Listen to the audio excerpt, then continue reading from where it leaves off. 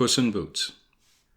There was once a miller who, at his death, had nothing to leave to his 3 sons except his mill, his ass, and his cat.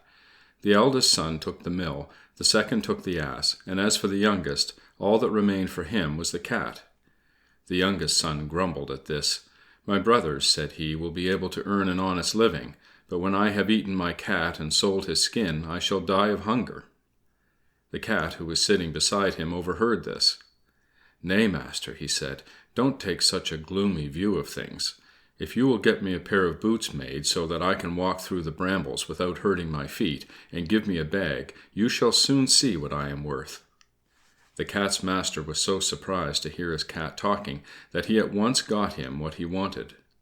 The cat drew on the boots and slung the bag round his neck and set off for a rabbit warren.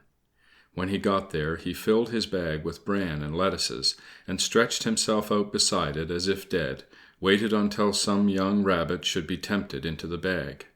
This happened very soon.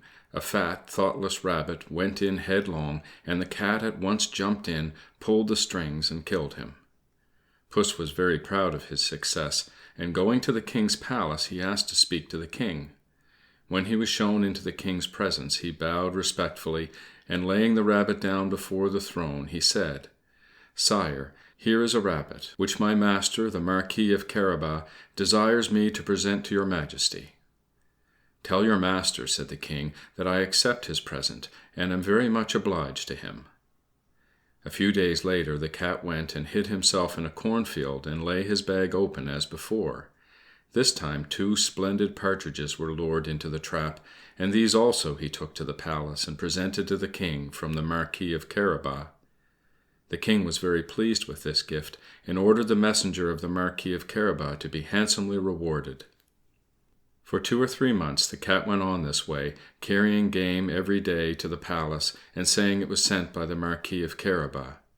At last the cat happened to hear that the king was going to take a drive on the banks of the river, with his daughter, the most beautiful princess in the world. He at once went to his master.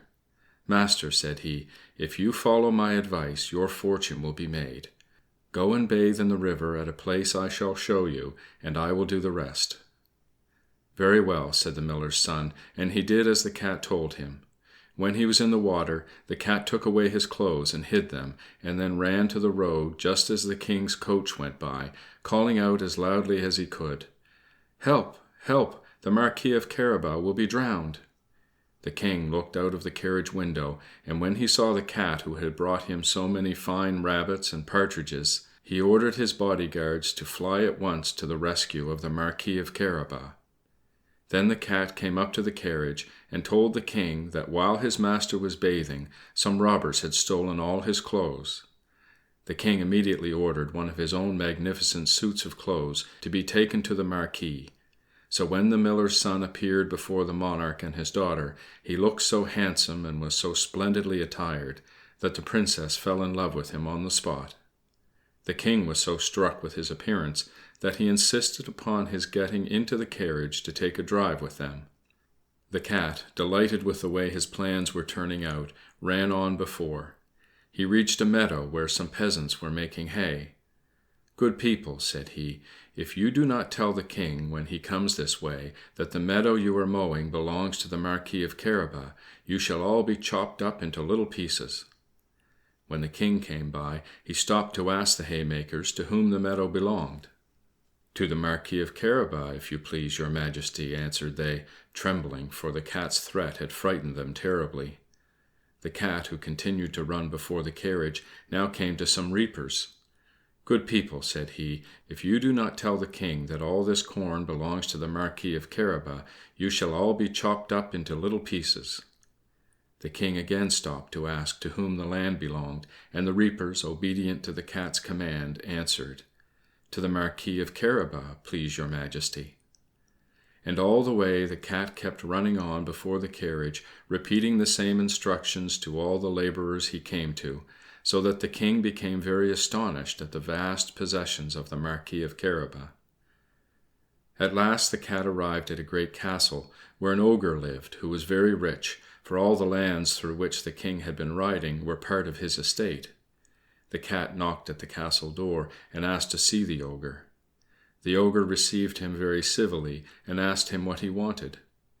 "If you please, sir," said the cat, "I have heard that you have the power of changing yourself into any sort of animal you please, and I came to see if it could possibly be true." "So I have," replied the ogre, and in a moment he turned himself into a lion. This gave the cat a great fright, and he scrambled up the curtains to the ceiling.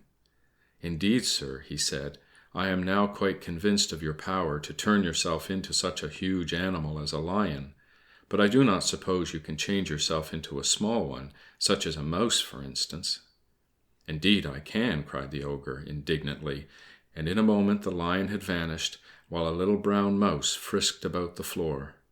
In less than half a second the cat sprang down from the curtains, and, pouncing upon the mouse, ate him all up before the ogre had time to return to any other shape.